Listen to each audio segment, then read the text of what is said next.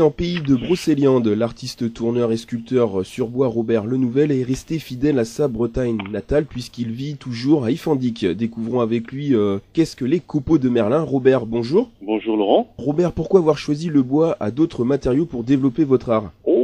C'est la raison est fort simple, c'est que disons que la nature a toujours été mon cadre de vie, moi depuis toujours, depuis ma naissance, c'est-à-dire depuis pratiquement 60 ans. La nature, c'est la campagne, c'est les grands espaces, mais c'est surtout la forêt et puis la proximité de Brocéliande qui fait qu'avec ces arbres, Brocéliande est relativement riche. Donc Brocéliande est relativement riche en arbres et toutes les essences locales m'intéressent. Justement, parlons des essences. Vous utilisez quelles essences de bois? Je préfère d'abord travailler dans tout ce qui est fruitier, c'est-à-dire le pommier, le poirier, le cerisier. Ce sont des essences qui donc laissent au tournage quelques surprises, notamment par la couleur du fil, par le dessin que donne la pièce après. Mais ensuite, je travaille aussi bien le hêtre que le merisier, que le noyer, que le châtaignier. C'est-à-dire essentiellement des essences que nous trouvons sur Brocéliande. C'est quoi vos réalisations? J'ai commencé il y a 7 ans par faire de la sculpture de bas-relief.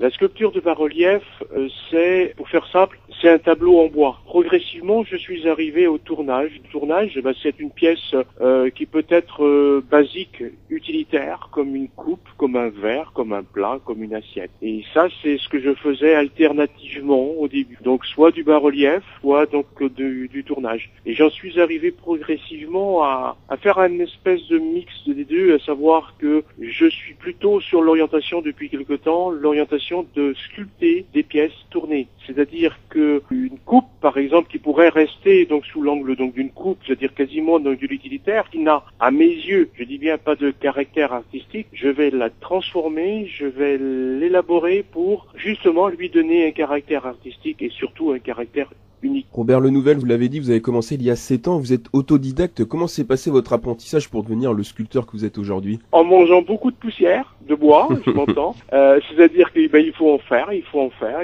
pas hésiter, il faut se lancer. Bon, certes, j'étais autodidacte les 3 premières années. Depuis fin 2009, donc ça fait 3 ans, je ressentais mes limites, notamment dans le tournage sur bois. La sculpture, non, ne m'a jamais posé problème. Mais le tournage me posait problème dans le creusage des pièces. C'est-à-dire une pièce relativement étroite et profonde, avoir un creusage régulier donc de la paroi me posait problème. Je trouvais des limites. Alors est-ce que j'utilisais pas correctement donc les outils? Donc je suis allé faire une semaine chez une collègue tourneur sur bois qui était installée à Quimper et qui aujourd'hui est installée à Saint-Brieuc. Et en une semaine, on a corrigé donc tous les faux plis que tous les autodidactes peuvent prendre. Cette semaine-là a été extrêmement bénéfique. Depuis 2012, j'ai passé quelques semaines chez un ébéniste, restaurateur de meubles anciens et dont l'épouse était tourneur d'art sur bois. Pourquoi l'ébéniste?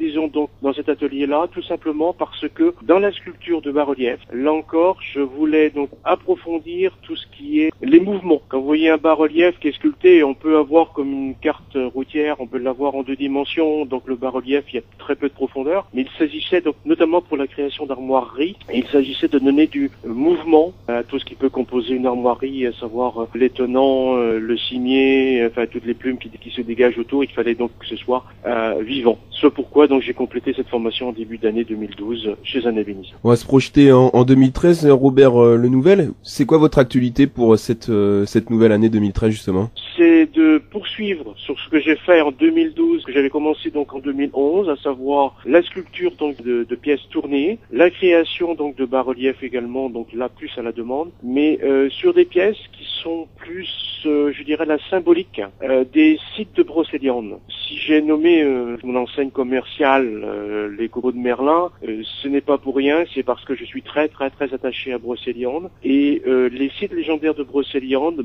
m'amènent, moi, à créer des pièces qui ne sont pas des pièces figuratives. Je ne vais pas redessiner Merlin, je ne vais pas redessiner Viviane, je ne vais pas redessiner le tombeau de Merlin ou la fontaine de Barenton, mais je vais faire des pièces qui, disons, donc, sont un peu symboliques de ces sites légendaires. J'ai fait la dernière que j'ai faite, c'était c'est le miroir au fait. En fait, il s'agit d'une coupelle plutôt, avec un bord relativement même très élargi, que j'ai ajouré, sculpté, qui symbolise le miroir au fait, donc à très haut renteuil, à l'entrée du val sans retour. Il y a l'arbre d'or qui est stylisé à côté, le sentier qui vous invite à pénétrer, donc je dirais le val sans retour, qui est dessiné par une dentelle que j'ai créée sur le côté de la coupe. Robert, pour nos auditeurs, on peut les inviter à aller découvrir vos œuvres sur votre site internet. On peut rappeler l'adresse du site internet? Tout à fait, www.lescopeauxdemerlin.com, aussi simplement que ça. Et par contre, je peux aussi recevoir sur demande, parce que je ne suis pas tous les jours, mais sur demande dans mon atelier, je peux faire visiter.